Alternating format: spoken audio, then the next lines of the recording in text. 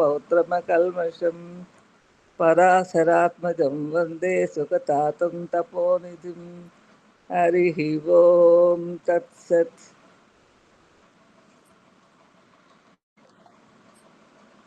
గురువు గారికి ఆత్మ నమస్కారం అండి. అందరికీ ఆత్మ నమస్కారం. ఓం నమో భగవతే రుద్రాయ.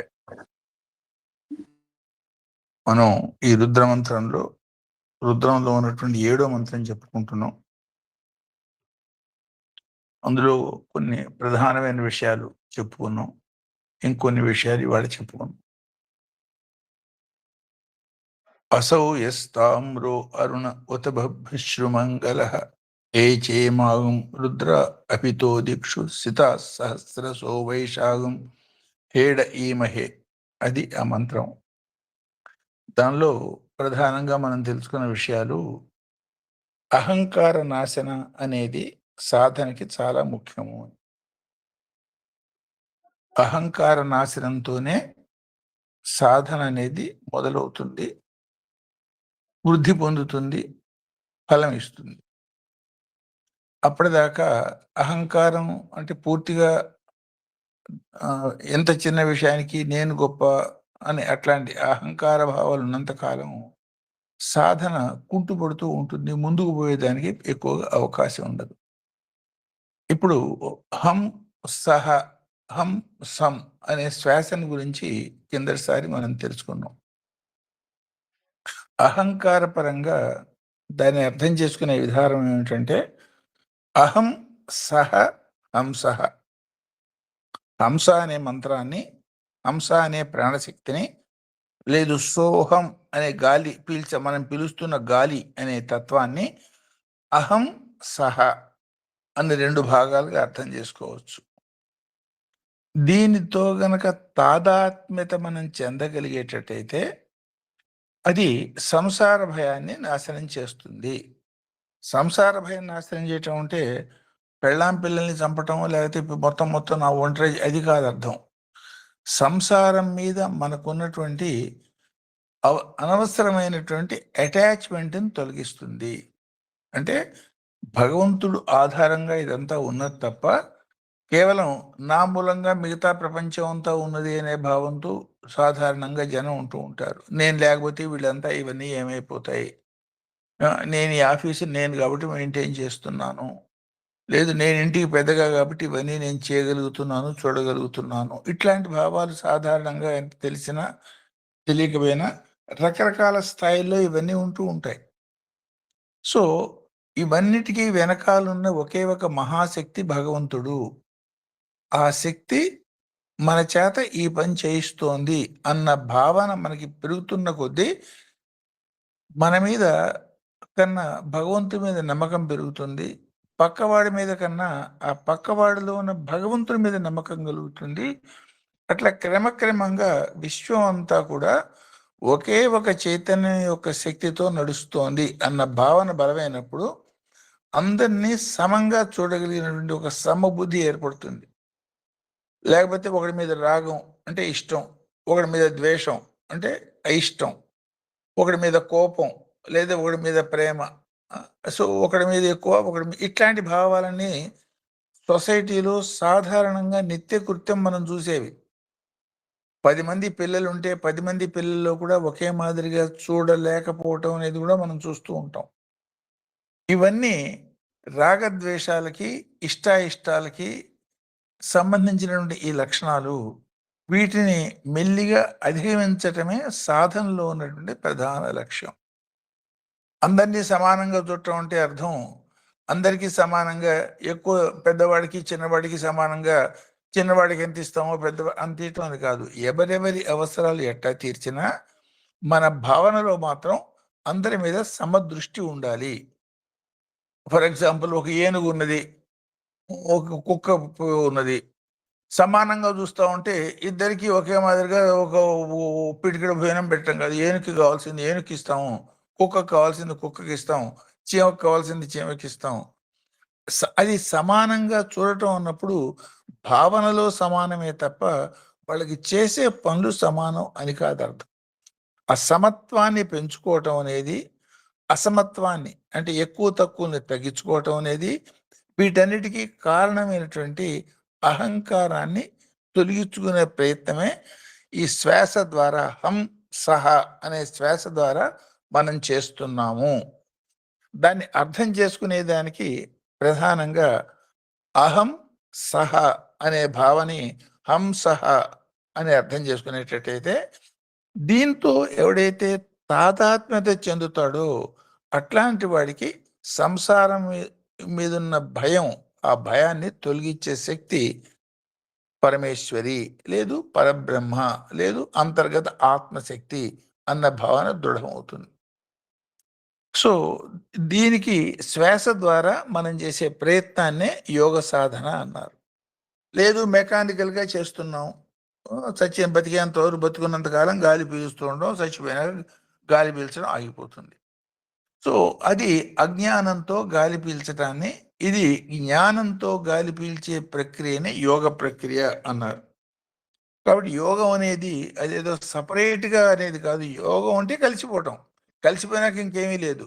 ఈ యోగ సాధనా ప్రయత్నానికి అర్థం చేసుకుని చేయగనక చేసేటట్టయితే, అర్థం చేసుకుని చేసిన పని అర్థం లేకుండా చేసిన దానికన్నా ఎక్కువ విలువ, ఎక్కువ ఫలాన్ని కలిగి ఉంటుంది. పెద్దవాళ్ళు సామెత చెప్పేవాడు కాదు, ఏట్లో వేసినా ఎంచి వెయ్యి అంటే, పారేస్తున్నా సరే ఏం పారేస్తున్నావో తెలుసుకుని అది పడేయి. అంటే తెలుసుకుని చేయటం అనేది ఒక లక్షణంగా మనం పెంపొందించుకునేదానికే యోగం ఉన్న దానికి అనేక యాంగిల్స్లో అర్థంగా మనం చెప్పుకుంటున్నాం. దీన్నే మన ఈ శారీరకమైన బంధాలు తెంచుకునే విధానంగా ఈ హంస అనే యోగతత్వాన్ని ఆలోచించేటట్టయితే, హంతి గచ్చతి సర్వశరీరేషు ఇది హంస అంటే అన్ని శరీరాల్లోనూ, అది ఒక మానవుడు కావచ్చు, ఒక జంతువు కావచ్చు, ఆడ కావచ్చు, మొగ కావచ్చు, చిన్న కావచ్చు, పెద్ద కావచ్చు, ఈ అన్నిట్లోనూ కూడా ఒకే ఒక ప్రాణశక్తి వీళ్ళందరినీ కూడా చైతన్యవంతం చేస్తోంది. అది కుక్కే కావచ్చు, లేదా ఒక పందే కావచ్చు, కానీ అది కూడా శ్వాసతోనే బతుకుతోంది. మనము శ్వాసతోనే బతుకుతున్నాం. కానీ అది అజ్ఞానంతో నేను శ్వాసతో బతుకుతున్నాను అని ఏమీ తెలియకుండా బతుకుతోంది. మనం కూడా యోగ సాధనకి వచ్చేదాకా అది తెలియకుండా శ్వాస పీలుస్తూ ఉన్నాము. ఇప్పుడు తెలిసి ఆ పని చేస్తున్నాం కాబట్టి, ఆ తెలుసుకున్న దాని మీద నుండి శ్రద్ధాభక్తులతో చేయటమే దాన్నే అజప గాయత్రి అన్నారు. గయ అంటే ప్రాణశక్తి, ప్రాణ అంటే రక్షణ. గయ ప్రాణ ఈ రెండు కలిపితే వచ్చినటువంటి పదం గాయత్రి. త్రి త్ర త్రాణ, గయ ప్రాణ. గయ ప్రాణాన్ని రక్షించే పరమశక్తి.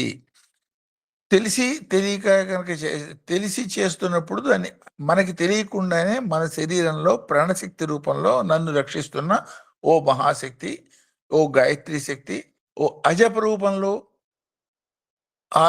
అనుసరిస్తూ నేను నిన్నే పొందుతున్నాను ఇప్పటిదాకాను, ఇప్పుడు తెలిసి చేస్తున్నాను. ఆ అజప రూపంలో తెలియకుండా చేస్తున్న దాన్ని తెలిసి చేసే తత్వమే యోగ సాధనగా మనం అర్థం చేసుకోవచ్చు.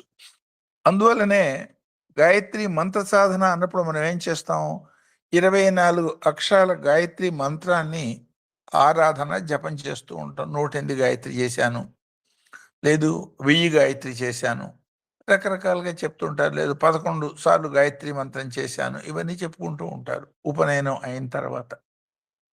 ఆ గాయత్రి మంత్రంలో ఉండేవి 24 అక్షరాలు. తత్స వితుర్వరేణ్యం భర్గో దేవస్య ధీమహి ధియో యోన ప్రచోదయాత్. అవి 3 పదాలుగా ఉన్నది. ఒక్కొక్క పదంలో 8 అక్షరాలు. 3 పదాల్లోనూ 3 × 8 24 అక్షరాలు. దీనికి ముందు భూహ్ భోహ స్వహ అనే 3 వ్యాహృతులు పెడతాం. అంటే ఏమిటి, ఈ 3 పదాలు విశ్వం అంతా 3 3 3 3 అన్న పద్ధతిలో ఉన్నది. నా శరీరం కూడా, శరీరం ఉన్నది, మనస్సు ఉన్నది, ఆత్మ ఉన్నది అనే దీన్ని త్రిపుటి అంటారు. అన్ని 3 స్థాయిల్లో ఈ విశ్వం అంతా త్రిపుటిగా వ్యాపించి ఉన్నది. అంటే అన్నీ గమనిస్తూ ఉండండి. లోకాలు 3, భూః స్వః, శరీరం, మనస్సు, ఆత్మ 3. అట్లా ఇది గుణాలు 3, సత్వగుణం, రజోగుణం, తమోగుణం. లేదు మన దేవతలు బ్రహ్మ, విష్ణు, మహేశ్వర 3 మూర్తులు. లేదు వాణి, లక్ష్మి, గౌరి 3 శక్తులు. అన్నీ ఇట్లా 3, 3, 3గా ఉంటూ ఉంటాయి. ఈ 3గా విభజించబడ్డటువంటి ప్రకృతిని లేదు ప్రపంచాన్ని త్రిపుటీకృత ప్రపంచము అన్నారు. ఈ మూడింటిని ఏకం చేసేదానికి మనం చేస్తున్న ప్రయత్నమే యోగ సాధనలో సోహం రూపంలో శ్వాసగా గాయత్రి, అంటే తెలియకుండా చేసే అజప గాయత్రి పరంగా ఆ 3 2గా 2 1గా సోహం కాస్త ఓంగా మారేదానికి మనం చేస్తున్న ప్రయత్నాన్ని యోగ సాధన అనొచ్చు. అందువల్ల దీన్ని అర్థం చేసుకుని చేసేటట్టయితే ఈ సమస్తమైనటువంటి దేవతా రూపాలు, సమస్తమైన పూజలు, సమస్తమైన యోగ సాధనలు, ఈ జ్యోతిర్మయ తత్వాలు ఇవన్నీ కూడా సూర్య సంబంధంగా మనకి తెలుస్తాయి.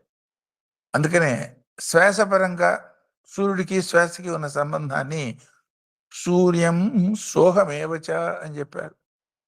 ఏదైతే శ్వాస రూపంలో మనం ఆరాధిస్తున్నామో ఈ ఆరాధన యొక్క పరాకాష్ఠ జ్యోతిర్మయ రూపంగా సూర్యుడిని భావించు, అర్థం చేసుకో.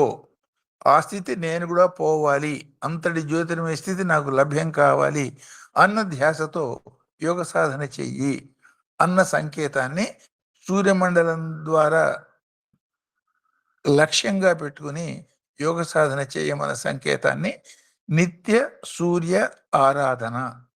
అప్పుడే అంతర ఆదిత్య దర్శన ప్రాప్తి, అంటే మనలో ఉన్నటువంటి జ్యోతిర్మయమైన సూర్యతత్వాన్ని అనుభవించగలిగినటువంటి శక్తి కలగటాన్నే అంతర ఆదిత్య ధ్యానము, అనుభూతి అన్నారు.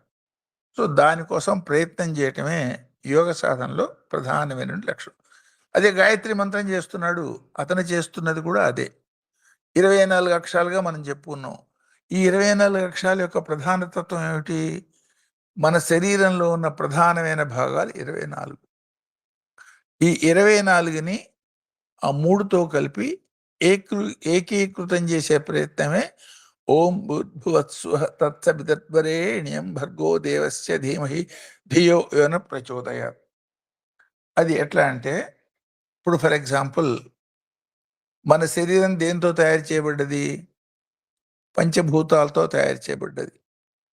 బయట ఏ పంచభూతాలు ఉన్నాయో మన శరీరంలో కూడా పంచభూతాలన్నీ ఉన్నాయి. బయట విశ్వంలో మనకు కనపడుతున్న మట్టి మన శరీరంలో ఉన్న ఘన పదార్థాలన్నీ అవే. మట్టిలోంచి పుట్టాడు, మట్టిలో కలిసిపోతాడు అంటూ ఉంటారు. సో బయట కనపడుతున్న మన శరీరంలో ఉన్న ఘన పదార్థాలన్నీ భూమికి సంబంధించినవి. మన శరీరంలో ఎన్నో ద్రవ పదార్థాలు ఉన్నాయి. అది నీళ్ళనండి, యూరిన్ రూపంలో ఉనండి, రక్తంలో ఉన్నటువంటి ద్రవ స్థితినండి, లేదు చెమట, అనేక రకాల ద్రవ పదార్థాలు ఉన్నాయి. రాదర్ శరీరంలో 3/4 భాగం నీళ్లే ఉన్నాయి. ఆ నీళ్ళన్నీ కూడా పంచభూతాల్లో ఉన్న నీళ్ళకి సంబంధించినవి. అట్లాగే మన శరీరంలో కూడా అగ్ని ఉన్నది. అగ్ని ఉన్నది కాబట్టి 2 చేతులు రాచుకుని చూడండి, వేడి వస్తుంది. లేదు శ్వాస గట్టిగా పీల్చండి, వేడి అనిపిస్తుంది. ఆ వేడి లేకపోతే, చల్లదనం అయిపోతే చచ్చిపోయినట్టే అర్థం. చచ్చిపోయినాడు, శరీరం చల్లబడిపోయింది అంటారు. ఏమిటి అర్థం? ఆ శరీరంలో ఉన్న శక్తి, అగ్ని శక్తి బయటికి పోయింది. సో కాబట్టి మన శరీరంలో కూడా అగ్ని, అది ఎట్లా వ్యక్తం అవుతోంది? ఎవరి మీదైనా కోపపడడం అంటే మనలో ఉన్న అగ్నే కోప రూపంలో బయటకు వచ్చింది. కామం కలిగింది, కామం కూడా అగ్ని యొక్క సంబంధమే. సో ఈ కామ, క్రోధ, మద, మోహ, లోభాలు ఇవన్నీ కూడా అగ్ని శక్తి యొక్క రకరకాల విజృంభణా స్థితులు. అంటే నెగిటివ్గా మనలో ఉన్నటువంటి అగ్ని విజృంభించేటట్టయితే అది కామ రూపంలోనూ, కోప రూపంలోనూ, మద రూపంలోనూ, మాత్సర్య రూపంలోనూ, లోభ రూపంలోనూ ఉంటుంది. అదే పాజిటివ్గా విజృంభించేటట్టయితే ఉత్సాహంగా ఉంటుంది, సాహసంగా ఉంటుంది, ధైర్యంగా ఉంటుంది, వివేకంగా ఉంటుంది, విచక్షణగా ఉంటుంది, విజ్ఞానకరంగా ఉంటుంది. అందుకని ఈ మొదటి 6 నేనేమన్నా అగ్నితత్వాన్ని ఆధారం చేసుకుని విజృంభించి మనల్ని నాశనం చేసే మొదటి 6 నేనేమన్నా అరి అంటే శత్రువు, షట్ అంటే 6, వర్గం అంటే గ్రూపు. అరిషడ్ వర్గము అన్నారు. ఎప్పుడు పేరు వింటూ ఉంటాం, అరిషడ్ వర్గం అంటారు. అరిషడ్ వర్గం అనే పేరు ఎందుకు వచ్చింది? అరి అంటే శత్రువు, హరి కాదు, హరి అంటే దేవుడు విష్ణుమూర్తి. అరి అంటే శత్రువు, షట్ అంటే 6, వర్గం అంటే గ్రూపు. ఈ మన యొక్క శరీరంలో ఉన్న శక్తుల్ని, మన యొక్క ప్రాణశక్తిని నాశనం చేసేవని శత్రువులు అన్నారు. కామం కలిగింది అనుకోండి, వాడి శ్వాస చాలా వేగంగా నడుస్తుంది. ఎవడి మీద కోపం వచ్చింది అనుకోండి, చూడండి, కోపం వచ్చినప్పుడు మనకి తెలియకుండానే మన ఉచ్ఛ్వాస నిశ్వాసాలు చాలా వేగంగా ఉంటాయి. అట్లా మదం కలిగిన అంతే. సో మన ఉచ్ఛ్వాస నిశ్వాసాన్ని నెగిటివ్గా ప్రభావితం చేస్తూ మన యొక్క ఆయుర్దాయాన్ని తగ్గించే శక్తులన్నీ కూడా శత్రువర్గానికి సంబంధించిన 6 అన్నారు. కిందటిసారి మనం చెప్పుకున్న మాట మరాళి మందగమన మహాలావణ్య సేవదిహి అన్న లలితా సహస్రంలో ఉన్న ఒక నామాన్ని మనం చెప్పుకున్నాం. మరాళి అంటే హంస అని, మందగమనం అనేటట్టయితే సమమైనటువంటి నడక అని. అట్లా శరీరంలో ఉన్న ప్రాణశక్తిని ఎట్లా నడపాలో తెలుసుకుని దాన్ని సరైన విధానంగా నడపటం మూలంగా అంతర్గతంగా ఉన్నటువంటి ఆత్మజ్యోతిని అంతర ఆదిత్య దర్శన రూపంలో దర్శించండి అన్న సంకేతాన్ని చాలా సుందరంగా కవిత్వపరంగా ఒక నామం రూపంలో ఆ మాదిరిగా చెప్పారు. మరాళి మందగమన మహాలావణ్య సేవది, అత్యంత సుందరమైనటువంటి, ఎంతో లావణ్యంతో కూడినటువంటి, అన్నిటికీ పరాకాష్ఠ అనేటువంటి ఆ సుందర ఆనందతత్వంగా నీలో ఉన్న శక్తినే నువ్వు అనుభవించు అన్న మాటని కవిత్వ విధానంగా చెప్తే ఆ నామం అవుతుంది. దాన్నే యోగపరంగా మనం చేసేటట్టయితే ఈ శ్వాస యొక్క హెచ్చు తగ్గుల్ని సమం చేసుకుని ఆ అనుభూతి పొందేదానికి చేసే ప్రయత్నం అవుతుంది. కాబట్టి గాయత్రి మంత్ర సాధనే తెలియక కానీ తెలిసి కానీ జప రూపంలోనూ అజప రూపంలోనూ చేస్తున్నాము.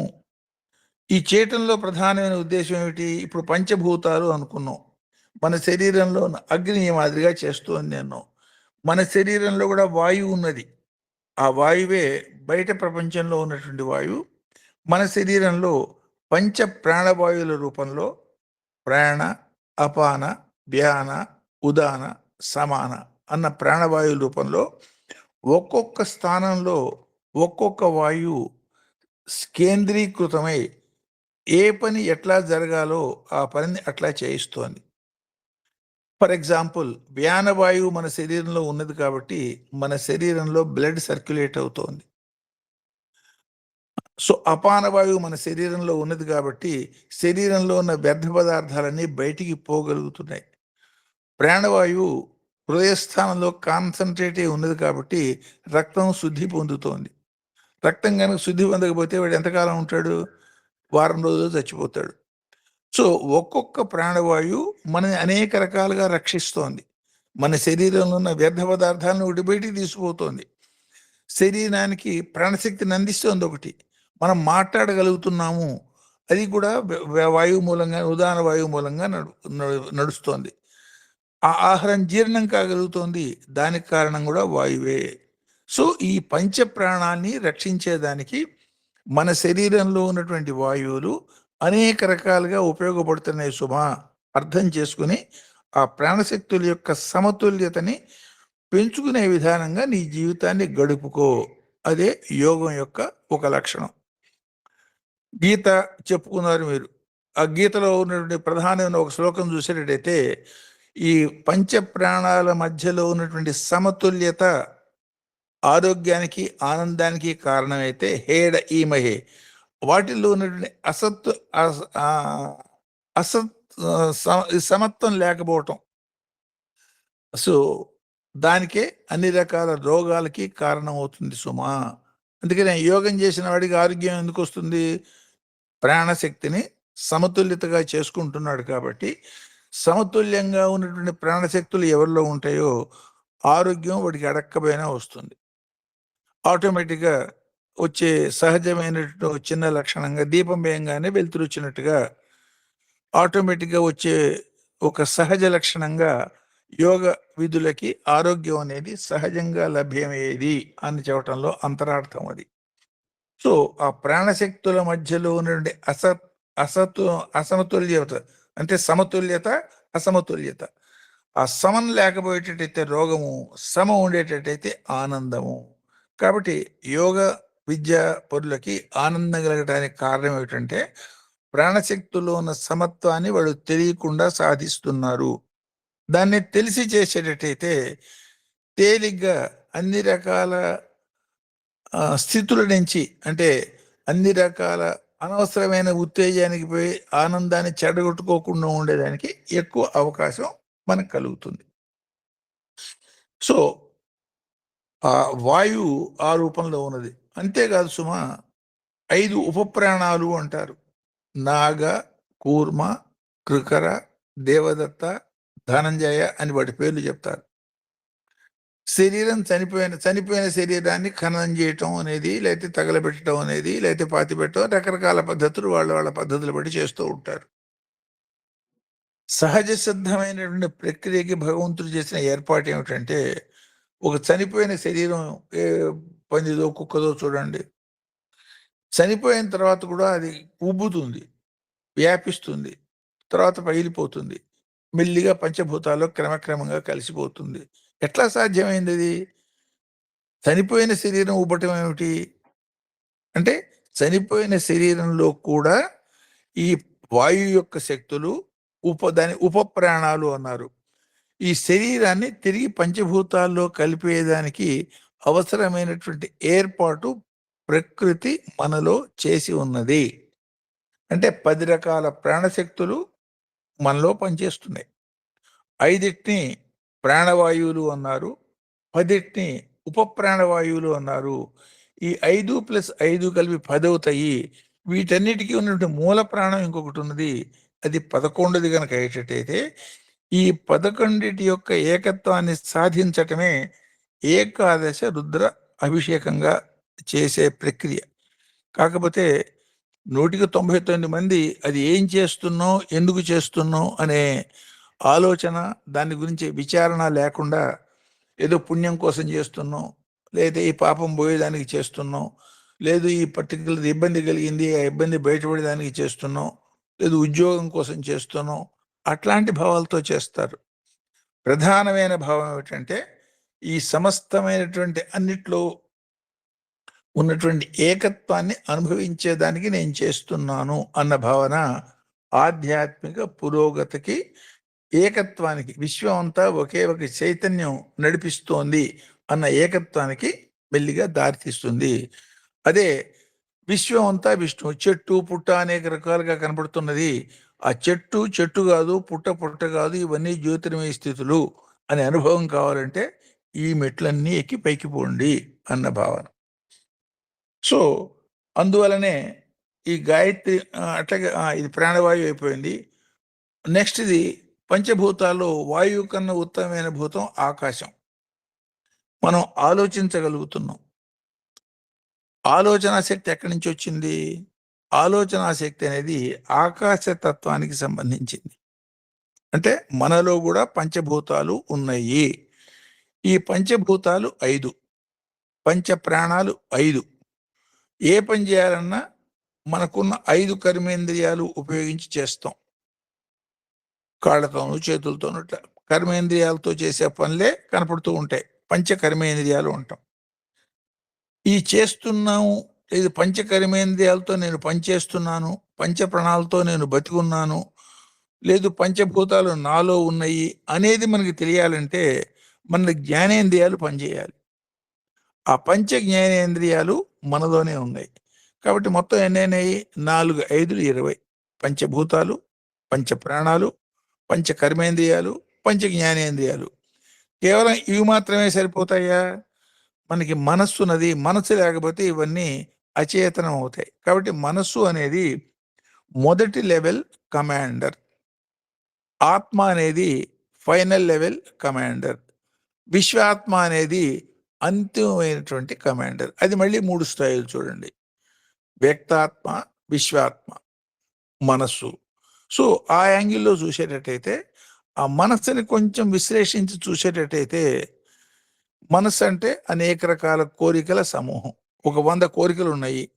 ఈ 100 కోరికల్లో 100 కోరికలు ఒకేసారి తీర్చుకుంటామా? అందులో ఏదో ఒకదాన్ని తీర్చుకునే ప్రయత్నం ముందు చేస్తాం. ఇప్పుడు అనేక పనులు మనందరికీ ఉన్నాయి. ఇవాళ ఈ సత్సంగానికి వద్దాము, ఈ సత్సంగానికి పోవాలే వద్దా, ఇంతకన్నా ముఖ్యమైన పని ఉంది, దీన్ని మానేసి దానికి పోతాం. కాదు, లేలే సత్సంగం ఇంపార్టెంట్, పోదాము. కాబట్టి సత్సంగం ఇంపార్టెంట్ అనుకున్నాం కాబట్టి ఇక్కడికి వచ్చాం. అంటే ఏమిటి? 100 ఆలోచనలలో ఈ సత్సంగానికి రావాలే వద్దా అనే ఆలోచన, ఈ 100లో దీన్ని పిక్ చేసే తత్వాన్ని చిత్తము అన్నారు. అనేక ఆలోచనలు ఉండొచ్చు. ఎన్ని ఎక్కువ ఆలోచనలు ఉంటే అంత తక్కువ ఆనందంగా మనిషి ఉంటాడు. ఎంత తక్కువ ఆలోచనలతో ఉంటే అంత ఎక్కువ ఆనందంగా మనిషి ఉంటాడు. కాబట్టి 100, 1000 ఆలోచనలు ఎన్నున్నా వాటిల్లో ఇది ముఖ్యం అని పిక్ చేసే ఒక తత్వం ఉన్నది, దాన్ని చిత్తం అన్నారు. ఆ పిక్ చేసిన తర్వాత అది చెయ్యాలా వద్దా అని నిర్ధారించే ఇంకో తత్వం ఉన్నది, దాని బుద్ధి అన్నారు. సో మనస్సు అయిపోయింది, చిత్తం అయిపోయింది, బుద్ధి అయిపోయింది. అంతఃకరణ అనేది ఎవాల్యుయేషన్ చేసేది మెకానిజం, జడ్జిమెంట్ ఇచ్చేది.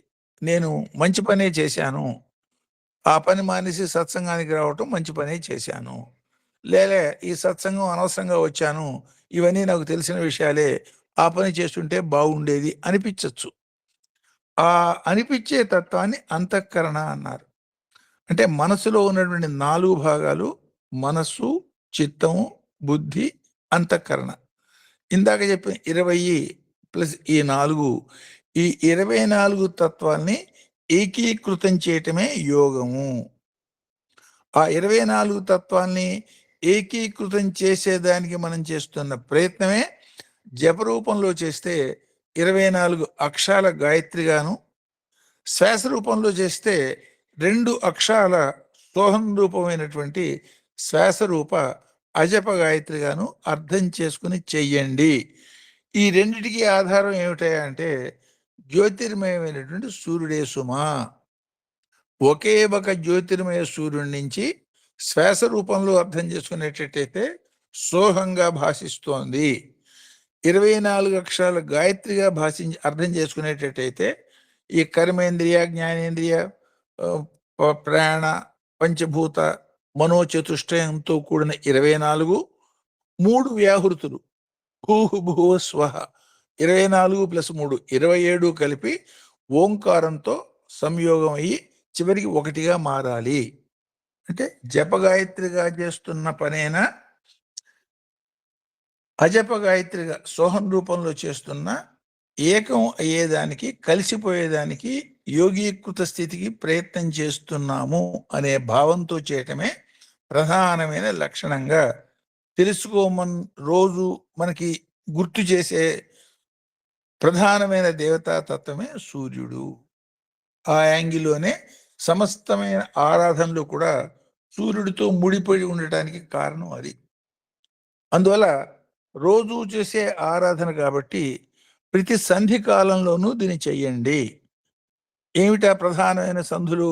ప్రధానమైన సంధులు 3 చెప్పారు, లేదా 5 చెప్పారు, లేదా 7 చెప్పారు. చివరికి ప్రతి క్షణానికి మధ్యలో ఉన్న సంధి చెప్పారు.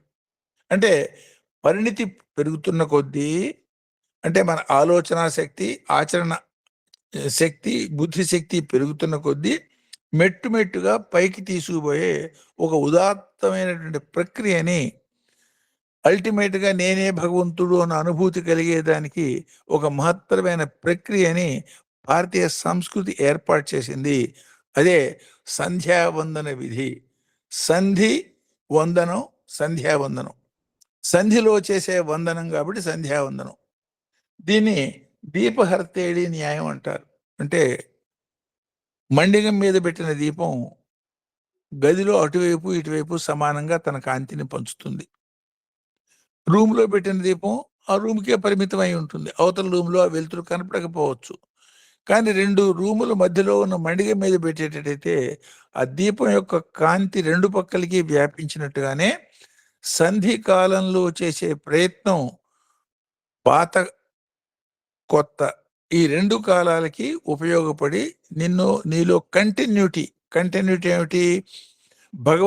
భగవంతుడికి అభిముఖంగా నీ ప్రయాణం సాగేటట్టుగా నిన్ను ముందుకు తీసుకుపోతుంది. అందువలనే సంధి కాలాల్లో తప్పకుండా సంధ్యావందనం చెయ్యండి. సంధి కాలాల్లో చేసే వందనంగా దీన్ని సంధ్యావందనం అన్నారు. నిత్యం చేయవలసింది కాబట్టి నిత్య సంధ్యావందనం అన్నారు. అందులో చేస్తున్న పని ఏమిటయ్యా అంటే ఒకే ఒక తత్వం మనందరినీ నడిపిస్తోంది అన్న అనుభూతి పొందేదానికి ప్రయత్నము. వీటికి ఆధారం సూర్యుడు కాబట్టి సూర్యపరమైనటువంటి జ్యోతిర్మయ భావనగా దీన్ని చెయ్యండి. సో ఆ 24 + 3 27 ఆ 27 తత్వాలకు సంకేతంగానే ఉపనయనం సంస్కారం జరిగినప్పుడు ఒక యజ్ఞోపవీతం వేస్తారు. ఆ యజ్ఞోపవీతంలో ఉండే తంతువులు కూడా అంటే 3 ఒక్కొక్క దారంలో 3 కలుస్తాయి. 3 అంటే ఇచ్ఛాశక్తి, జ్ఞానశక్తి, క్రియాశక్తి, త్రిగుణాలు సత్వ, రజ, తము. ఆ 3 ఈ 3 మేళవిచ్చేటైతే 3 × 3 9. మళ్ళీ ఒక్కొక్కటి 3 రకాలుగా ఉండైతే 9 × 3 27. ఆ 24 + 3 27. ఈ 27 తంతువులు వీటన్నిటిలో సమన్వయాన్ని అర్థం చేసుకుని సాధనాపరంగా ఏకోన్ముఖం చేయటమే గాయత్రి సాధన. ఒకటి మంత్ర సాధన కావచ్చు, ఒకటి యోగపరంగా మనం చేస్తున్నటువంటి అజప గాయత్రి సాధన కావచ్చు. ఏది చేసినా తెలుసుకొని ఒకే ఒక జ్యోతి యొక్క అనుభూతిని పొందగలిగేదానికి నేను చేస్తున్నాను అన్న స్థిర మనసుతో, అంటే వేవరింగ్ మైండ్తో చేస్తే కుదరదు. ఏకీకృతమైన మనసుతో చేస్తున్నప్పుడు ఈ అనుభూతులు సాధ్యమవుతాయి. సుమా, జాగ్రత్త, తెలుసుకుని చెయ్యి అన్న సంకేతంగా దానికి ఆధారంగా ఈ సూర్యుడిని నిత్య అనుష్ఠాన లక్ష్యంగా సూర్యుడిని మనకి చూడటంలో ప్రధానమైన భావం అది. దీన్నే ఒక మాటలో మనం చెప్పాలంటే ఈ మొత్తం తత్వాన్ని ఒక్కొక్క దాన్ని ఒక్కొక్క మాటలో చెప్పాలనేటట్టయితే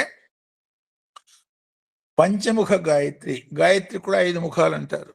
5 ముఖాలు ఏమిటి? నిజంగా ఎవరికైనా 5 ముఖాలు 10 ముఖాలు ఉంటాయా? ఈ 5 ముఖాలు కూడా 5 రకాల శక్తి వర్ణాలు. ఒకే ఒక సూర్యకిరణంలో 7 వర్ణాలు ఉన్నాయి. పైకి చూడటానికి ఒక కిరణంలాగా కనపడుతుంది. దాన్ని విశ్లేషించి చూసినప్పుడే అందులో 7 వర్ణాలు మనకి బయటకు వస్తాయి. ఆ 7 వర్ణాల్లో ప్రధానమైన వర్ణాలు 5 వర్ణాలు ఉన్నాయి. ఈ 5 వర్ణాలు 5 రకాల శక్తులకి సంకేతం. ఎవరైతే ఈ 5 శక్తుల్ని సంపూర్ణంగా సమీకరించుకుని వాళ్ళల్లో నిక్షిప్తం చేసుకోగలుగుతారో వాళ్ళు జ్యోతిర్మయ సూర్యమండలం లాగా ప్రకాశించడం మొదలు పెడతారు. అప్పుడు వాళ్ళల్లో ఉన్నటువంటి ఆత్మశక్తి సూర్యుడిలో శక్తిలాగా విజృంభించి జ్యోతిర్మయంగా వ్యక్తమవుతుంది సుమా అన్న సంకేతమే ఇది. దాన్ని వర్ణము అన్నారు. వర్ణం అంటే శక్తి. పంచముఖ గాయత్రి ముక్త, విద్రుమ, హేమ, నీల, ధవళ. ముక్త అంటే తెల్లటి కాంతి, ప్యూరిటీ లీడ్స్ టు డివినిటీ అని. అంటే శుద్ధత్వం మూలంగా భగవతత్వం తేలిగ్గా లభ్యం అవుతుంది. ఎప్పుడు ఒక మాట అనుకుంటూ ఉంటాం మనం, నీళ్లలో ప్రతిబింబం కనిపిస్తుంది. నీళ్లలో ప్రతిబింబం కనిపించాలంటే 2 లక్షణాలు ఆ నీళ్లకు ఉండాలి. బురద నీళ్ళలో కనిపిస్తుందే? కనపడదు. కాబట్టి నీళ్లు శుద్ధంగా ఉండాలి. కేవలం శుద్ధ నీళ్ళలో కనపడుతుందే? ఆ నీళ్లు స్థిరంగా ఉండాలి. ఒకటి శుద్ధత్వం, ఇంకోటి స్థిరత్వం. ఈ 2 లక్షణాలు నీళ్లకుంటే ఆ నీళ్లలో మన ప్రతిబింబం మనకే కనిపించినట్టుగానే స్థిరమైనటువంటి మనస్సు, శుద్ధమైనటువంటి మనస్సు ఉండేటట్టయితే ఆ భగవంతుడి యొక్క జ్యోతిర్మయతత్వం మనలోనే ప్రతిబింబిస్తుంది. కదిలిపోతున్న మనస్సు ఉన్నది. రకరకాల క్షణక్షణం ఆలోచనలు, క్షణక్షణంబుల్ జవరాండ్ర చిత్తములు అంటారు. ఆ కదిలిపోయే మనస్సు చంచలాత్మకమైన మనస్సు. ఆ చంచలాత్మకమైన మనస్సు ఉన్నంతకాలం సాధన కుదరదు. ఆ చంచలంగా పరిగెత్తుతూ పోయే మనస్సుని కట్టేసి ఏకోన్ముఖం చేసేదానికి చేసే సాధనే జప సాధనగా చేస్తే గాయత్రి మంత్ర సాధన, ప్రాణాయామ పరంగా చేస్తే సోహం పరమైనటువంటి శ్వాస సాధన. ప్రధానంగా సాధించాల్సింది ఏమిటి? మనసు యొక్క స్థిరత్వాన్ని. మనసు యొక్క స్థిరత్వం, మనసు యొక్క శుద్ధత్వం, ఈ రెండూ సాధించినప్పుడు మనస్సు అనేది దాదాపు లోపించి ఆత్మ చైతన్యం వ్యక్తమవుతుంది. దాన్నే ఆత్మ అనుభూతి అన్నారు. సో దాన్ని చేసేదానికి చేస్తున్న ప్రయత్నమే ఈ జ్యోతిర్మయ సాధనగా అర్థం చేసుకునేటట్టయితే ఒక్కొక్క సాధనకి ఒక్కొక్క లక్ష్యాన్ని ఇట్లా ఒక్కొక్క మాటలో చెప్తాను, అర్థం చేసుకోండి. సో పంచముఖ గాయత్రి యొక్క ఆరాధన మన బుద్ధి వికాసానికి కారణమవుతుంది. ధియో యోన ప్రచోదయాత్. ఎవరికైతే బుద్ధి స్థిరం అవుతుందో వాడికి కార్యం సిద్ధిస్తుంది. దీనికే గణపతికి సిద్ధి బుద్ధి అని 2 భార్యలు ఉన్నారు. గణపతికి 2 పెళ్ళాలు ఏమిటి? పెళ్ళాం అంటే అర్థం తనలో భాగం అని అర్థం, అర్ధభాగం. ఏమిటి? ఒకటి బుద్ధి, ఇంకోటి సిద్ధి. ఎవరికైతే బుద్ధి ఉంటుందో వాడు చేసే కార్యాలు సిద్ధిస్తాయి, బుద్ధి లేని వాడికి కార్యాలు సిద్ధించవు. దాని అర్థం అది. సో గాయత్రికి ఆధారమైనటువంటి సప్తముఖ సూర్యుడు, అంటే సూర్యుడిలో సప్తముఖాలు ఉన్నాయి. ఇప్పుడే అనుకున్నాం మనం 7 వర్ణాలు. దాన్ని విబ్జిఆర్ అంటాం. Violet, IndiGo, blue, green, yellow, orange, red. ఆ 7టికి పేర్లు ఉన్నాయి, అవన్నీ చెప్తాను. సో ఆ సూర్య ఆరాధన అనేది ఎవడైతే చేస్తాడో ఆ సప్తముఖ సూర్యారాధన వివేకాన్ని పెంపొందించేదానికి కారణమవుతుంది. సూర్యుడికి ఆధారం ఏమిటి? సూర్యుడికి ఆధారం అగ్ని. ఈ అగ్నిని అంటే ఈ సోహం తత్వానికి మూలమైనటువంటి అగ్ని ఆరాధన. అగ్ని కూడా సప్తముఖ అగ్ని, సప్తజిహ్వ, సప్తముఖ అని ఆరాధిస్తారు. అంటే 7 అనేది సంపూర్ణత. అది విచక్షణ జ్ఞానాన్ని పెంపొందిస్తుంది, అంతర్దృష్టికి లభ్యం అవుతుంది. ఈ అగ్నికి ఆధారం ఏమిటి? అగ్నికి ఆధారం రుద్రుడు. ఏమిటి? చిదగ్ని స్వరూపము. సత్ చిత్ ఆనంద స్వరూపుడు, సచ్చిదానంద అంటాం. దాన్నే గురుతత్వం అంటాం. ఆ సత్ వ్యక్త రూపంలో మనం అనుభవానికి వచ్చేటైతే దాన్ని చిత్ అంటారు. స్థిరంగా ఉండేటట్టయితే సత్ అంటారు. అంటే దీపం వెలుగుతోంది, ఆ వెలుగుతున్న దీపం ఎక్కడికి కదలటలే. ఆ కదలకుండా ఒకే చోట స్థిరంగా ఉన్న దీపాన్ని సత్ అనుకునేటట్టయితే దాని యొక్క కాంతి రూమ్ అంతా వ్యాపించింది.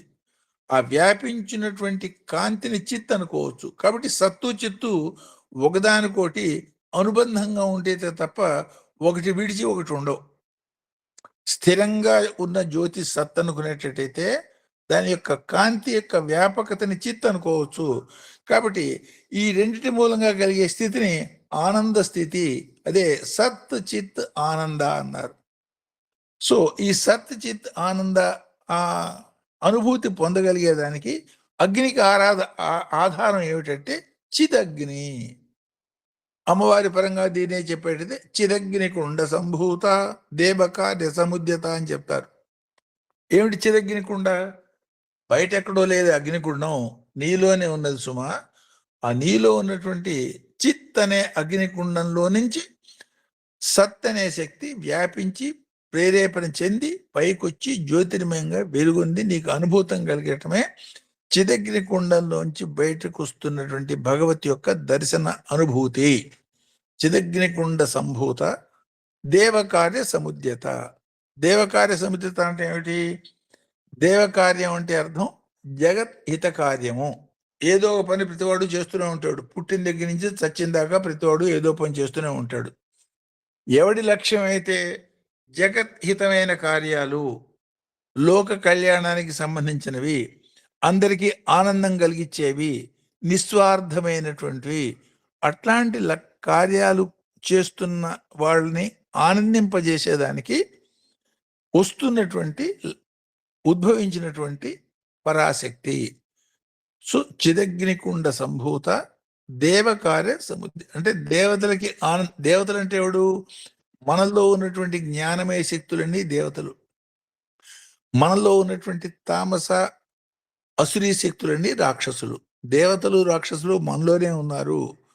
బాహ్య ప్రపంచంలో ఉన్న వాళ్ళకన్నా మనలో ఉన్న వాటిని సమన్వయం చేసుకుని వాటిని దేన్ని తొక్కిపెట్టాలో దాన్ని తొక్కిపెట్టి దేన్ని పైకి ఎత్తాలో దాన్ని కనుక చేయగలిగేటట్టయితే పొందగలిగినటువంటి స్థితిని అచ్చిదగ్నికుండ సంభూత దేవకార్య సముద్యత.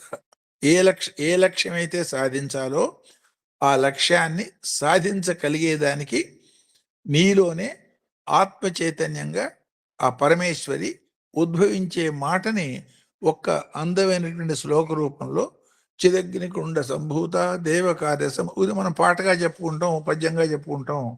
అనుభూతిగా దాన్ని పొందటమే దాని తెలుసుకోవటంలో నుండి అంతరార్థం సుమా. ఇప్పుడు ఇందాక తాదాత్మ్యత అన్నాను. ఫర్ ఎగ్జాంపుల్, చేతిలో మన ఇష్టమైన స్వీటో లేకపోతే బెల్లం ముక్క పెట్టుకున్నాం. బెల్లం ముక్క చేతిలోనే ఉంది. ఇది బెల్లం ముక్క చాలా తీయగా ఉండును, చాలా తీయగా ఉండును అని ఎంతసేపు దాన్ని జపం చేసినా తీయగా ఉంటుందన్న దాని లక్షణాల గురించి మనం తెలుసుకుంటున్నాం తప్ప దాని యొక్క అనుభూతి మనకు కలగటంలే. అది నోట్లో వేసుకున్నప్పుడు బెల్లం ముక్క అక్కడ లేకుండా పోయింది, కానీ దాని యొక్క అనుభూతి మనం పొందగలిగాం. ఆ చిదగ్నికుండ సంభూత అని ఏదైతే మనం పారాయణ చేస్తున్నామో, ఈ పారాయణ చేస్తున్న దాన్ని అనుభవించేదానికి చేసే ప్రయత్నమే సాధన. అనుభవానికి వచ్చినప్పుడు స్థితిని తన్మయత్వ స్థితి అంటే, తన్మయత్వ స్థితిలో ఇంకా రూపం అవన్నీ ఉండవు, అన్నీ కలిసిపోతాయి. ఆనందం యొక్క అనుభూతి మాత్రమే మిగులుతుంది. దానికోసం చేసే ప్రయత్నంగా దాన్ని ఆ చిత్ అగ్నికి కూడా ఆధారమైనటువంటి చిత్ అగ్నితత్వము, దాన్నే రుద్రతత్వము. రుద్ర అంటే ఏమిటి? అన్ని రకాల లోపాలని నాశనం చేసి ఆనందానికి, నాదానికి అనుభూతి అయినటువంటి నిశ్శబ్దతత్వాన్ని తీసుకుపోయే తత్వంగా దీన్ని అర్థం చేసుకోండి. సో దానికి ఏం చెప్పారు? ఏకం సత్ విప్రాహ బహుదా వదంతి. అనుభూతి పొందినటువంటి జ్ఞానులు ఒకే ఒక సత్యాన్ని అనేక రకాలుగా చెప్తూ ఉంటారు. ఎన్నో రకాలు లేవు, ఉన్నది ఒకే ఒకటి, అదే ఆత్మ అనుభూతి అని అర్థం చేసుకుని దానికి తగ్గ ప్రయత్నం చేయండి. సో ఈ లక్ష్యాన్ని అనుక్షణం మనకు అందించే నిత్య గురుతత్వంగా సూర్యుని తీసుకోండి అన్న మాటనే అంతర ఆదిత్య ఉపాసన అనుకోవచ్చు. ఫర్ ఎగ్జాంపుల్, సైంటిఫిక్గా కొంచెం ఆలోచించండి. భూమి తిరగటం మూలంగా రోజు పొగలు రాత్రి ఏర్పడుతుంది. నిజంగా సూర్యుడు స్థిరంగానే ఉన్నాడు, కానీ మనం చెప్పటం వ్యావహారికంగా మనం చెప్పేటప్పుడు ఏం చేస్తాం? పొద్దెక్కింది, పొద్దు వాలింది, సూర్యుడు చాలా వేగంగా ప్రయాణం చేస్తున్నాడు, సూర్యుడు అక్కడే కదలకుండా ఉన్నాడు. అట్లా ఆత్మ స్థిరంగా ఉన్నది, దాని చుట్టూతో ఉన్న దేహము మనసే రకరకాలుగా పరిభ్రమిస్తున్నాయి. ఆ స్థిరమైనటువంటి ఆత్మ యొక్క అనుభూతి పొందగలిగేదానికి స్థిరంగా ఒక పక్కన కూర్చో. ముందు శరీరం యొక్క అటు ఇటు కదిలే ఆ చంచలత్వం, శారీరక చంచలత్వం తగ్గుతుంది ధ్యానానికి కూర్చుంటే. ధ్యానానికి కూర్చున్న తర్వాత శరీరం కూర్చున్నది, కానీ మనసు పరిగెత్తుతోంది. ఆత్మ ఎక్కడా పరిగెత్తటలే, ఆత్మ స్థిరంగానే ఉన్నది. ఇప్పటిదాకా పరిగెత్తుతూ పోయి అటు ఇటు పరిగెత్తే శరీరాన్ని కూర్చోబెట్టాము, బాగానే ఉన్నది. శరీరం కూర్చున్నది, ఆత్మ కూర్చున్నది, స్థిరంగానే ఉన్నది, కానీ మనసు అటు ఇటు పరిగెత్తుతోంది. అంటే మన ముందు అద్దం పెట్టి మనం అందులో బొమ్మ చూసుకోమన్నాం. అద్దంలో బొమ్మ చూసుకుంటే కనపడుతుంది, కానీ ఉంది. కానీ ఆ అద్దాన్ని చాలా వేగంగా అటు ఇటు కదిలిస్తున్నాం అనుకోండి, బొమ్మ కనపడుతుందా? సో అద్దంలో బొమ్మ కనపడాలనేటైతే మనం మొహం కదిలించకుండా స్థిరంగా ఉండాలి.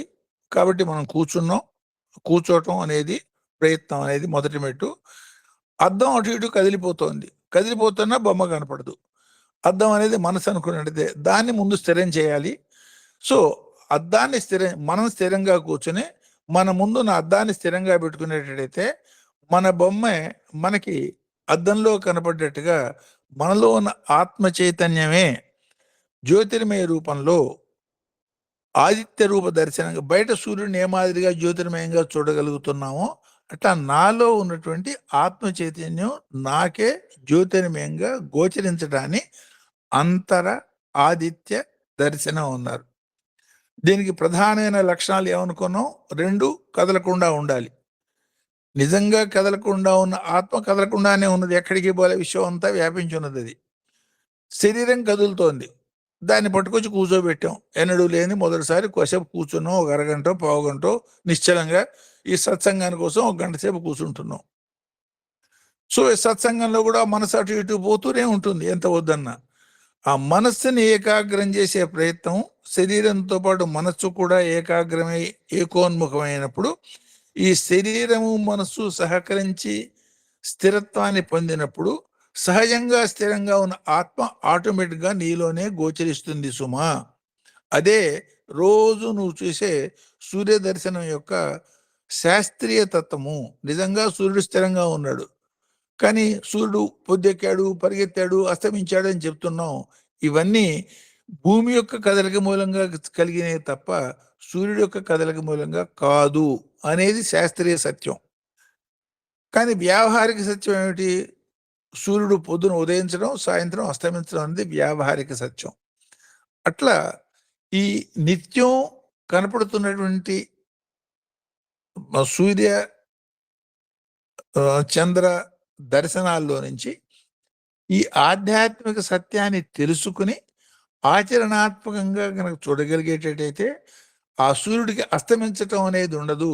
సర్వకాల సర్వావస్థల్లోనూ అంతరంగంలో జ్యోతిర్మయంగా వెలుగుతూనే భాషిస్తాడు సుమా. ఆ అనుభూతికి ప్రయత్నం చెయ్యండి. అంటే నిజంగా సూర్యుడికి ఉదయించడం కానీ అస్తమించడం కానీ రెండూ లేవు, కానీ ఈ రెండు వ్యావహారికంగా సూర్యుడికి అంటగడుతున్నాం. ఆ రెండిటి యొక్క రెండూ లేని నిత్య మంగళ స్వరూపము, జ్యోతిర్మయ స్వరూపము అన్న అనుభూతి పొందేదానికి సూర్యుడిని ఆధారంగా తీసుకుని ప్రయత్నం చేయటమే సూర్య ఆరాధన అనే అర్థం చేసుకోవచ్చు. సో ఎవరికైతే ఈ మంగళమైనటువంటి తత్వం అర్థమయ్యి అనుభూతానికి వస్తుందో దాన్నే మంగళత్వం అన్నారు, సుమంగళత్వం అన్నారు. సో మంగళత్వం అంటే ఏమిటి? మంగళం అంటే శుభం, ఆనందం. మంగళం, శుభం, శివం, శాంతం, ఆనందం ఇవన్నీ కూడా పర్యాయ పదాలు. ఒకే పదానికి ఉన్నటువంటి అనేక అర్థాలు అనుకోవచ్చు. అంటే ఎవరికైతే ఆ అనుభూతి కలుగుతుందో వాడికి అన్నీ శుభాలే. ఆ అనుభూతి కోసం చేసే ప్రయత్నాన్ని సాధన. సో ఈ అంతరాదిత్య ఉపాసన అనటంలో నుండి భావాన్ని ఇట్లా మనం అర్థం చేసుకోవచ్చు. దాన్ని అనుభవం చేసుకున్న వాళ్ళ అనుభవాన్ని మాటల్లో చెప్పటమే వేదంలో అనేక మంత్రాలుగా చూడొచ్చు. వేదాహమేతం పురుషం మహంతం ఆదిత్యవర్ణే తమసపరస్తాత్ అంటే జ్యోతిర్మయంగా విశ్వమంతా వ్యాపించినటువంటి ఆ పరమాత్మనే ఆదిత్య రూపుడుగా నాలో, నా అంతరాత్మలోనే నేను దర్శించుకోగలిగాను సుమా అన్న మాటని అనుభవించినటువంటి మహానుభావులు చూడటంగా దీన్ని మనం అర్థం చేసుకోవచ్చు. అంటే సమన్వయం చేసుకోగలిగినప్పుడు మాత్రమే ఇది సాధ్యమవుతుంది. సమన్వయంతోనే జీవితం అనేది స్టార్ట్ అయింది. ఆ స్టార్ట్ అయిన జీవితంలో కూడా ఈ జ్యోతిర్మయత్వాన్ని సమన్వయం చేసుకుని అర్థం చేసుకోండి. అంటే సమన్వయం అంటే ఏం చెప్పాను అంత క్రితం చెప్పుకున్న మాట ఒకసారి గుర్తు చేసుకుంటే, అగ్ని సోమాత్మకం జగత్, నిప్పు నీళ్లు కలయిక మూలంగానే జగత్ ఏర్పడింది. ఆ నిప్పు నీళ్లు నిజంగా కలుస్తాయా? నీళ్ళల్లో నిప్పేసినా, నిప్పులో నీళ్ళు వేసినా ఒకటి రెండు ఆరిపోతాయి, ఉపయోగం లేకుండా పోతుంది. వాటిని సమన్వయం చేసేదానికి సూర్యుడు అనే శక్తిలో బిబ్ అనేది ఏమన్నా, వైలెట్, ఇండిగో, బ్లూ అనేది ఏమన్నా జలతత్వంగాను, ఎల్లో, ఆరెంజ్, రెడ్ అనేది ఏమన్నా అగ్నితత్వంగాను, ఈ రెండు తత్వాల్ని సమన్వయం చేసే గ్రీన్ అనేది మధ్యలోను, ఈ ఏడిటి యొక్క సమన్వయంతో ఇది సాధ్యమయ్యింది. అట్లా నీలో ఉన్నటువంటి ఆ జ్యోతిర్మైన ప్రాణశక్తులు ఉన్నాయి, పంచభూతాలు నీలోనే ఉన్నాయి, పంచ ప్రాణాలు ఉన్నాయి. జ్ఞానం కావాల్సిన జ్ఞానం 5 రకాల జ్ఞానం పొందేదానికి కావాల్సిన ఏర్పాటు ఉన్నది. దీన్ని అనుభూతం చేసేదానికి 5 రకాల కర్మేంద్రియాలు నీలోనే ఉన్నాయి. సో దీన్ని సమన్వయం చేసి చెప్పే మనస్సు ఉన్నది, చిత్తం. ఈ మొత్తం ఈ ఉన్న శక్తుల్ని సమన్వయం చేసుకుని ఏకోన్ముఖం చేసి అనుభవంలోకి తెచ్చుకో. ఇప్పుడు చిన్న ఉదాహరణ చెప్తాను. మన చేతిలో 5 వేళ్ళు ఉన్నాయి. భోజనం చేయాలనుకున్నప్పుడు ఏమవుతాయి? ఈ 5 వేళ్ళు ఒకే లక్ష్యానికి ప్రయత్నం చేసి అన్నీ దగ్గరికి వచ్చి ఆ ముద్ద తీసుకుని నోటికి అందిస్తాయి. నోటికి అందించడంలో ఈ 5 సమన్వయంగా ఉన్నాయి కాబట్టి కుదిరింది. 5 డైరెక్షన్స్ 5 దిక్కుల్లో పోతున్నాయి అనుకోండి, కంచంలో ఉన్న ముద్ద నోటికి అందుతుందే? అసాధ్యం. అది కంచంలోనే ఉంటుంది, మనం ఇక్కడే ఉంటుంది, అని పొందలేం. కాబట్టి మనలో ఉన్నటువంటి శక్తులన్నింటినీ సమన్వయం చేసుకుని ఆ సమీకృత శక్తితో భగవంతుడి యొక్క అనుభూతిని పొందటమే లక్ష్యము. దీనిలో ప్రధానమైంది శ్వాస. కాబట్టి ఆ సోహం తత్వంతో పాటు మిగతా సమస్తమైన శారీరక శక్తుల యొక్క సమన్వయాన్ని సాధించి పొందవలసినటువంటి అనుభూతిని పొందండి అన్న మాటని అనుక్షణం మనకి గుర్తు చేసేదిగా ఈ సూర్యతత్వాన్ని, అందుకని అది కూడా ప్రధాన మంత్రంగా 7వ మంత్రంగా చెప్పడంలో అంతరార్థంగా దీన్ని అర్థం చేసుకోవచ్చు. సో 7వ మంత్రంగా సూర్యుడు చెప్పిన సాంకేతిక తత్వాన్ని కూడా ఎన్నో రకాలుగా మనం చూడొచ్చు. సప్తమం అంటే సంపూర్ణం అని అర్థం. షట్చక్రోపరి సంస్థిత అనే నామం సహస్రనామాల్లో కనపడుతూ ఉంటుంది. ఈ 6 చక్రాలు దాటినాక తురియ స్థితికి చేరేటట్టయితే పూర్ణత్వం పొందినట్టే. సూర్యుడిలో మనకి 7 కిరణాలు ప్రధానంగా కనపడతాయి. వారాల్లో ఆదివారం 7వ రోజు దీనికి సంబంధించింది. సప్తమి తిథుల్లో 7వ తేదీ దీనికి సంబంధించింది. హోమం చేసినప్పుడు కూడా యజ్ఞగుండంలో సాధారణంగా హోమం చేయటం మీరు చూసి ఉంటారు, మీలో కొంతమంది చేసి ఉంటారు. ఆ హోమం చేసేటప్పుడు కనుక తెలిసిన వాళ్ళు ఆ జ్ఞానాన్ని అనుభవం చేసుకునే దానికి ప్రయత్నం చేసేవాళ్ళు చేస్తున్న హోమగుండాల్లో మీరు చూసేటట్టయితే 3 సమిధల్ని తీసుకుని ట్రయాంగులర్ ఆకృతిలో ఏర్పరుస్తారు. అంటే ఒక త్రిభుజాన్ని ఏర్పరిచినట్టుగా ఒక త్రిభుజాకృతిలో 3 సమిధల్ని మొదటి త్రిభుజం ఏర్పాటు చేస్తారు. రెండో త్రిభుజానికి వచ్చేటప్పటికి పైన కోణాకృతి బదులు కింద కోణాకృతిగా రెండో త్రిభుజం ఏర్పాటు చేస్తారు. మళ్ళీ మూడో త్రిభుజాన్ని ఊర్ధ్వ కోణాకృతి, అట్లా 7 ఏర్పాటు చేసి ఆ 7 మధ్యలో అగ్ని వేసి ఈ మొత్తాన్ని కూడా జ్వలింపజేసి అందులో అగ్నికి ఆహుతులు వేస్తారు. అది యజ్ఞం చేసే ప్రక్రియ. అంటే అందులో ఏం చేస్తున్నారన్నమాట, 7 స్థాయిల్లో కూడా నాలో నుండి త్రిగుణతత్వం ఏదైతే ఉందో అది ఏకీకృతమైపోయి అన్నీ కలిసి ఒకే ఒక జ్యోతిర్మయ అనుభూతిగా నాకు కలగాలి అన్న అంతర్గత భావమే త్రిసప్త సమిధకృతా. అంటే 3 సమిధల్ని త్రిభుజాకృతిలో పెట్టి అట్లాంటి 7గా పెట్టి ఈ 7 కోణాలు నాలో నుండి 7 తత్వాలు వీటి యొక్క సంపూర్ణత్వాన్ని సంపూర్ణ త్రిభుజం అంటేనే పురోగతికి లేకపోతే తిరోగతికి ఆధారభూతమైనటువంటి ఒక సంకేతం. ఊర్ధ్వ త్రిభుజం అంటే పురోగతికి సంబంధించింది, అధో త్రిభుజం అంటే కిందకి పోయేదానికి సంబంధించింది. ఈ ఊర్ధ్వ త్రిభుజము అధో త్రిభుజము శ్వాసపరంగా దీన్ని ఆలోచించేటట్టయితే ఇడ పింగళ సుషుమ్నాలు ఊర్ధ్వగతికి ప్రయాణం చేస్తే అది ఊర్ధ్వత్వానికి, అధోగతికి ప్రయాణం చేసేటట్టయితే ప్రాపంచికానికి సంబంధమైనటువంటి స్థితిగా అనుక్షణం మన నిత్య జీవితంలో ఉంటే కాబట్టి వీటిని అర్థం చేసుకుని ఏ పనులు చేయటం మూలంగా శక్తి ఉద్ధృతి పొందుతుందో, పెంపొందుతుందో, ఏది చేస్తే శక్తి క్షీణిస్తుందో తెలుసుకుని ఆ కార్యాచరణ ద్వారా పొందాల్సినటువంటి యోగ స్థితి అంటే అనుభూతి కలయిక సాధించండి అన్న సంకేతంగా ఈ 7వ మంత్రాన్ని అన్వయం చేసుకోవచ్చు. సో ఇక్కడ నేను ఆపుతాను. రేపు కింద మళ్ళీ ఒకసారి మనం కలుసుకున్నప్పుడు ఈ సూర్యతత్వంలో ఉన్నటువంటి ప్రధానమైనటువంటి భావం ఈ 7 ఏమిటి, సప్తమి ఏమిటి, రథసప్తమి ఏమిటి, మాఘమాసంలో వచ్చే సప్తమి దానికి ఎందుకు ఆ ప్రాధాన్యం, సూర్యుడికి దానికి ఉన్న సంబంధం ఏమిటి, దీనికి మన జీవితానికి ఉన్న సంబంధం ఏమిటి, ఆ వివరాలు రాబోయే శనివారం మనం తెలుసుకుందాం. సో అందరికీ నమస్కారం. ఈ చెప్పిన దానిలో సందేహాలు కానీ ఏదైనా అర్థం కాని పాయింట్ ఏదైనా ఉంటే అది ఫర్దర్ ఎలాబరేషన్ డిస్కషన్ కానీ ఆ పాయింట్స్ ఏదైనా ఉందంటే అడగచ్చు, అవి మనం డిస్కస్ చేస్తాం. అందరికీ నమస్కారం. Any question you can ask me.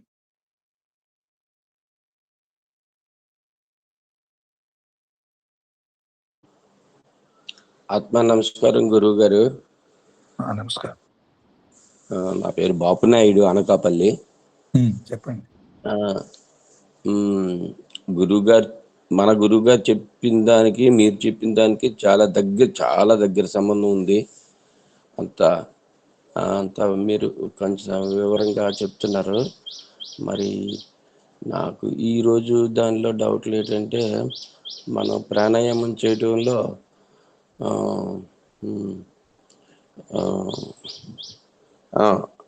జీర్ణశక్తి, రక్తాన్ని అంటే మన శరీరంలో ఉన్న పంచ ప్రాణాలు అనేక రకాల కార్యాలు నిర్వహిస్తున్నాయి. సపోజ్ మాట మాట్లాడుతున్నానంటే దానికి కూడా కారణం ప్రాణశక్తే.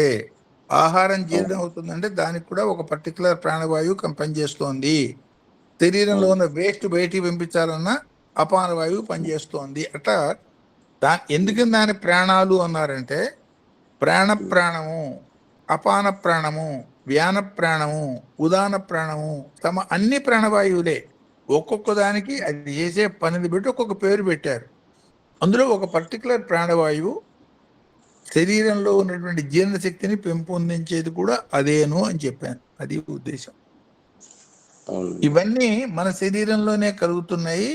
ఈ 5 రకాల కార్యాలు నిర్వహించేది ఒకే ఒక శక్తి 5 ముఖాలతో నిర్వహిస్తోంది. సో ఈ పంచముఖ తత్వంలో పంచమి, పంచభూతేసి, పంచసంఖ్యోపచారిణి అని లలితా సహస్రనామంలో చెప్పింది ఏదైతే ఉందో, ఆ తత్వానికి గాయత్రి తత్వానికి తేడా లేదని తెలుసుకోవటం కూడా అందులో అంతరార్థం.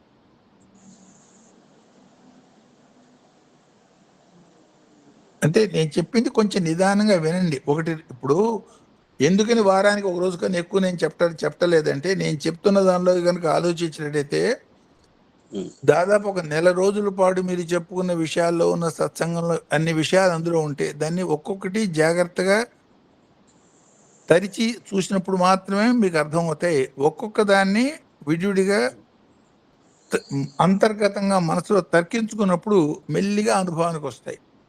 అందుకని ఎక్కువ చెప్పుకున్న ఉపయోగం ఉండదు.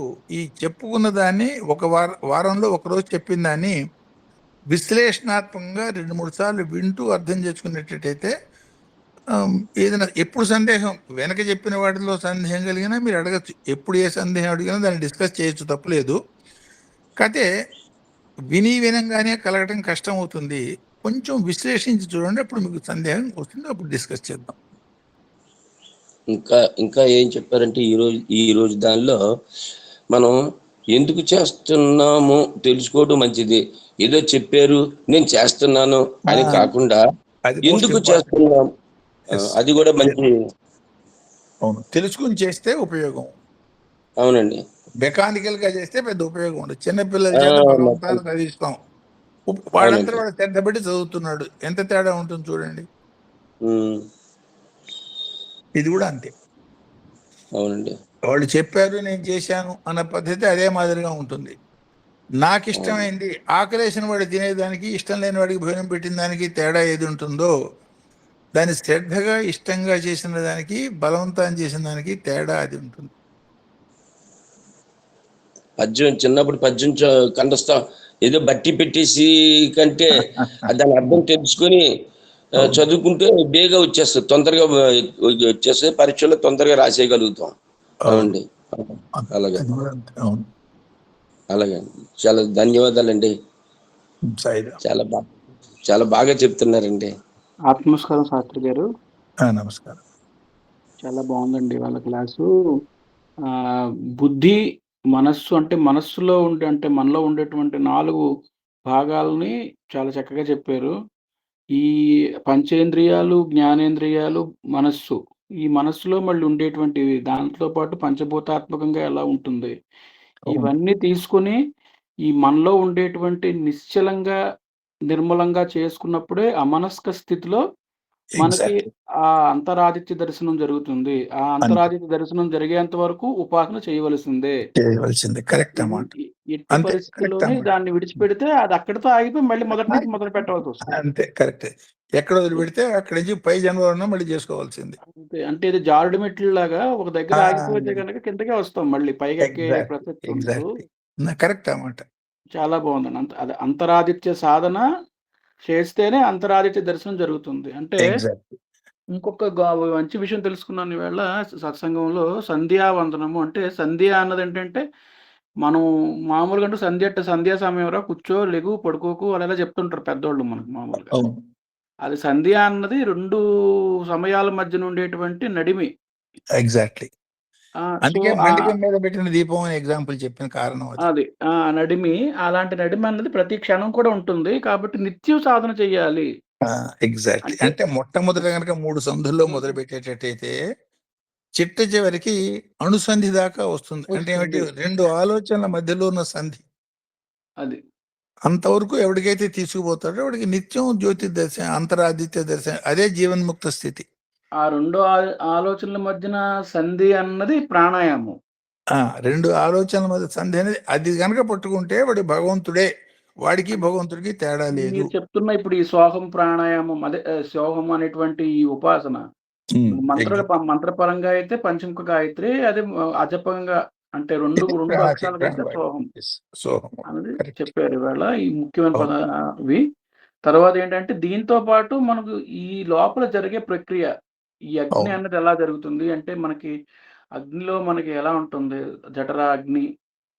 ఆ అగ్నిలో మనం ఈ ఉన్న ఈ యోగాగ్ని కూడా రగిలిస్తే గనక అంటే మనం ఇక్కడ నాదంతో అగ్నిని రగిలిస్తాం. ఎగ్జాక్ట్లీ. మనం నాదంతో దానికి రగిలించేటి అగ్ని ఇది. అంటే మామూలు బాహ్యంగా ఉండేటువంటి అగ్ని బాహ్య అగ్నితో రగిలిస్తాము. ఇక్కడ ఈ నాదంతో ఉండేటువంటి అగ్నిని మనం లోపల రగిలిస్తాము. అందుకనే దాన్ని చిదగ్ని అన్నారు. అదే అంటే బాహ్యపరంగా ఉండేటువంటి అగ్నితో దాన్ని ఎప్పటికీ వెలిగించుకోలేము. అవును. బాహ్యంతో కాదు, అంతర్గతంగా ఉన్న. అందుకనే వెలుగుతున్న దీపం వెలుగు వ్యాపించటాన్ని అదే సత్తు చిత్తు అన్న కారణం అది. అంతర్గతంగా ఉన్న ఆత్మ చైతన్యంతో పొందినటువంటి అగ్నితోనే ఈ పాపాలు గాని, కార్యాలు గాని, కర్మలు గాని దహించబడతాయి. అప్పుడే పునర్జన్మ అనేది వాడికి ఉండదు. లౌకికమైన అగ్ని అది కాదు. ఈ ఎవల్యూషన్ చేసుకుంటూ ప్రతి నిమిషం మనల్ని మనం పరిశీలన చేసుకుంటూ ఏ స్థితిలో ఉన్నాం, ఎక్కడ ఉన్నాం, అంతే. ఇప్పుడు ఎక్కడి నుంచి మొదలు పెట్టాలన్నది మనం బేరీజ్ చేసుకుంటూ చేసుకోవాలి. ముందుకు పోవటం. చాలా బాగుందండి క్లాస్ ఈవేళ చాలా అద్భుతంగా ఉంది. అంటే ఒక రుద్రం, ఒక అనువాకంలో ఒక మంత్రం, దాంట్లో ఇంత నిగూఢంగా ఇన్ని అర్థాలు దాగుంటాయా? జీవితానికి సరిపడా అంటే ఒక జీవితం సరిపోదేమో ఇలా తెలుసు. ఒక జీవితం సరిపోదు. మంత్రము మంత్రార్థం ఒక్క అక్షరం అయినా చాలండి. ఒక్క అక్షరం మంత్రం అంతా నేను చెప్పటంలే. మంత్రంలో ఉన్న ఒక అక్షరం సిద్ధిస్తే వాడు కొన్ని దేవతల కన్నా చాలా ఉదాత్తమైన శక్తిగా మారుతాడు. ఇంత ఇప్పుడు మనకి తెలిసింది ఆవగింజలో 1000 వంతు. అక్కడ ఉన్నది హిమాలయ పర్వతం అంత జ్ఞానం అక్కడ ఉన్నది. ఆ తెలిసిన కొంచెమే ఇగో ఇంత మనం మాట్లాడుకుంటున్నాం. జ్ఞాన సముద్రం అంటే సముద్రంతో పోల్చారు. అవును. చాలా బాగుందండి మీ క్లాస్, అద్భుతంగా ఉంది. అంటే మాకు ఏ జన్మలోనో మేము అంటారు కదా బంగారు పువ్వులతో పూజ చేశారని, అలా ఏ జన్మలోనో చేసి ఉంటాము. అందుకనే మా గురువు గారితో మీరు అసోసియేట్ అవ్వటం, మా అందరం కూడా గురువు గారితో అసోసియేట్ అవ్వటం, ఇలా శనివారం అని కాదు మాకు రోజు సత్సంగం అనేది ఎలా ఉంటుందంటే ఒక day starting with a good moment. Exactly. ఎందుకంటే ఒకరోజు సత్సంగం వినకపోతే ఆ రోజంతా ఏదో ఒక లోపంగా అనిపిస్తుంది. అదేంటంటే మనకి అన్ని తిన్న తర్వాత, భోజనం అంతా తిన్న తర్వాత ఒక మొదటి పదార్థం తింటాం ఏదో ఒకటి. అవును. అలాగే ఈ వీక్ అంతా దాని భోజనం అంతా అయిన తర్వాత ఈ శనివారం అన్నది ఒక మొదటి పదార్థంలా ఉంది మాకు. చాలా బాగా చెప్తారండి. భగవద్దైవ అనుగ్రహం మనందరికీ ఇంకా బాగా ఉండాలని. ఏ రకమైన ఏ క్వశ్చన్లు ఉన్నా కూడా అడగచ్చు. ఏదైనా పర్టికులర్ పాయింట్ ఎక్స్ట్రా ఇంకొంచెం ఎలాబరేట్ చేస్తే బాగుంటుంది, ఇంకొంచెం వివరించి చెప్పండి, అట్లాంటిది ఏదైనా కూడా ఇప్పుడు నా అంటే సలహా అనుకోకండి గురుగారు, చాలా చిన్న వాడిని నేను. నాకు తెలిసిన చాలా తక్కువ విషయాలు. అంటే ఇప్పుడు అందరూ ఒక స్టేట్ ఆఫ్ దీంట్లో ఉండరు. అంటే ఇప్పుడు దూడని, అవును, ఉండదు. ఆవుని ఒక ఘాటికి కట్టకూడదంటారు చూసారా? కరెక్ట్ ఆ మాట. అవును, ఎందుకంటే దూడకి ఉన్న పరిజ్ఞానం దూడది, ఆవుకున్న దూడకి ఏం తెలుస్తది? ఆవు దగ్గరికెళ్ళి పాలు తాగడం మాత్రమే తెలుస్తది. అవును, అవును, కానీ ఆవు గడ్డి తిని దాన్ని పాలకి ఎలా మార్చుకోవాలో ఆవుకు తెలుస్తది. ఆ జ్ఞానం అవును, దూడకుండదు. అవును, కాబట్టి ఇంకొంచెం ఎలాబరేటెడ్ కొన్ని చాలా డెప్త్ పాయింట్లు చెప్తున్నారు. అవును. ఆ పాయింట్స్ దగ్గర కొంచెం చెప్తే కొత్త వాళ్ళకి కొంచెం ఇంకా బావుంటుందని లేదా ఏది అడిగినా చెప్తాను. ఎందుకంటే ఇవన్నీ ఇప్పుడు ఈ తెలిసింది ఇట్లా ఇప్పుడు ఇదంతా మనం దాదాపు 2-3 నెలలు బట్టి ఒకటే మంత్రం మాట్లాడుకుంటున్నాం. అవునవును. ఇంకొక 2-3 నెలలు పడుతుంది ఇది. అంటే సో మీరు అందుకని చెప్పేటప్పుడు ఆ వీలున్నంత వరకు ఫ్లోలో కవర్ చాలా చేస్తాను. డెప్త్ టచ్ చేస్తున్నారు ఒక్కొక్క దగ్గర. అవును. ఆ డెప్త్ టచ్ చేస్తున్నప్పుడు ఏంటంటే అక్కడ గాని మిస్ అయితే అది అలా ఉమ్. అర్థం కాదు. ఆ, అందుకనే అది. ఏదో ఆ! మీ ఇష్టం వచ్చిన ప్రశ్న అడగని అంటంలో నా ఉద్దేశం అది. అవును. అది బావుందండి. చాలా బావుంది. అంటే గురువుగారు చెప్పేది వారం రోజులు చెప్పేదంతా మీరు ఒక గంటలో చెప్తున్నారు. అది మళ్ళీ గురువుగారు ఇంకా విశదీకరించి, విడమర్చి ఇంకా చెప్పడం వల్ల ఏంటంటే, ఇంకా మాకు ఆనందం వస్తుంది. దాన్ని అనుభవిస్తే గాని అర్థం కాదు. అవును. మాటల్లో చెప్పలేను. కానీ రోజు రోజుకి మాలో ఉన్న అజ్ఞానం అంటే కొన్ని కొన్ని సందర్భాల్లో మనస్సు బ్లాక్ అయిపోయి అక్కడ ఉండిపోతదండి. మనకది మూఢత్వమో, మాయో నేను అది చెప్పలేను గానీ, అన్నీ ఉంటాయి. దాన్నే అవిద్య అన్నారు. మెల్లిగా అక్కడ దాని ఇప్పుడు ఇవన్నీ కూడా అంతరార్థాలు తెలుసుకోవడంలో ఉద్దేశం, ప్రధానమైన ఉద్దేశం అదే. అది మెల్లిమెల్లిగా దానంతట అది పోతే తప్ప ఆ అది బ్లాకేడ్స్ క్లియర్ అయిపోతేనే ప్రసరణ చాలా క్లియర్ గా ఉంటుంది.